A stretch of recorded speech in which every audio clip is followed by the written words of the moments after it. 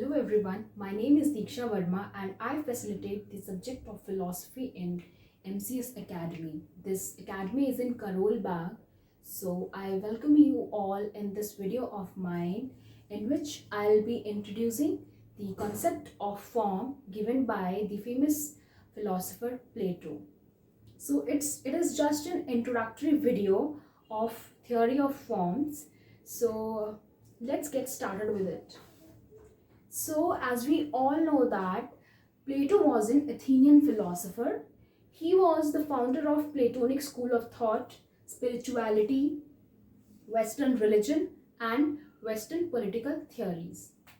Along with that, he was also an innovator. He invented the dialectic forms in philosophy, and he has written the dialogues of his teacher Socrates that he used to have with common people, right? So now coming back to the work of Plato, it is said that he was so much influenced by his teacher Socrates and the Pythagorean philosophers. So once Aristotle has claimed that most of the work of Plato just follows the Pythagorean philosophers.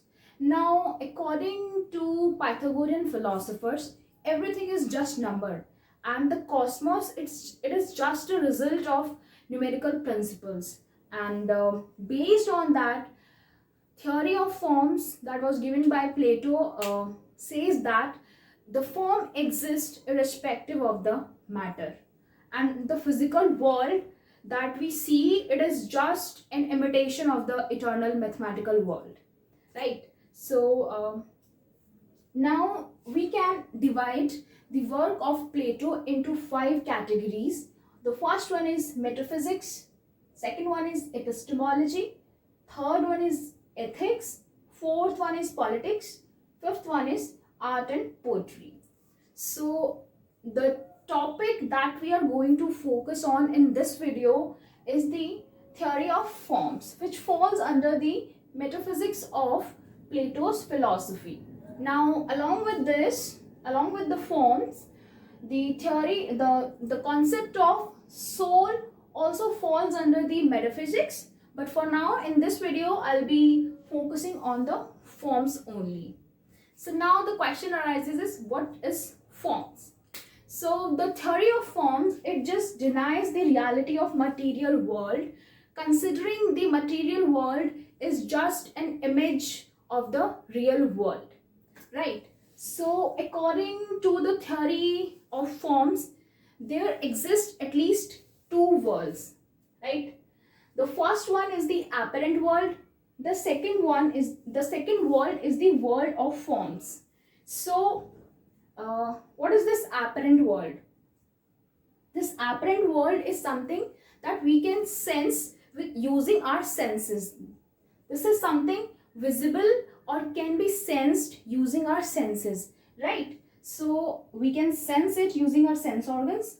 And the world of forms, this is something abstract, right? We cannot conceive this or make sense of this using our senses. To make sense of this world of forms, that is the abstract world, we would be needing the reason, right? So just because we need reason to make sense of this world, Plato has claimed that world of forms, that is forms are something that is universal, that is changeless, and something that exists irrespective of the time and space. So for him, forms is something truly real, right? So now, before taking an example of what exactly forms are, I would like to tell you that what exactly the forms consist of. So the things, properties, patterns, relations, all these things are just considered to as objects for forms, right? Now I'll give you an example to help you to make sense of forms even better. So let's take an example of a chair, right? So if I see an object that is meant to be sit on, so if I go according to this apparent world, I will call it as a chair, right? But if I go according to the world of forms, that is abstract, that can be conceived only using the reason, uh, I'll not identify that chair by its physical appearance, that is chair. I will try to recognize it by its form. So according to Plato, the physical thing, that is chair, that's not real, right? The form of the chair, that is chairness, that is real. And since the form is real, uh, he says that form is something universal, never changing, and it exists, and it's real irrespective of the time and space. So why he says so? To make an understanding of this, let's say there are 10 types of chair in this whole world, right? Now, what does a basic structure of chair consist of? A seat to sit on, two armrest, one backrest, and four legs, right? So all the objects that will conform to this basic structure, we will identify them as chair, right?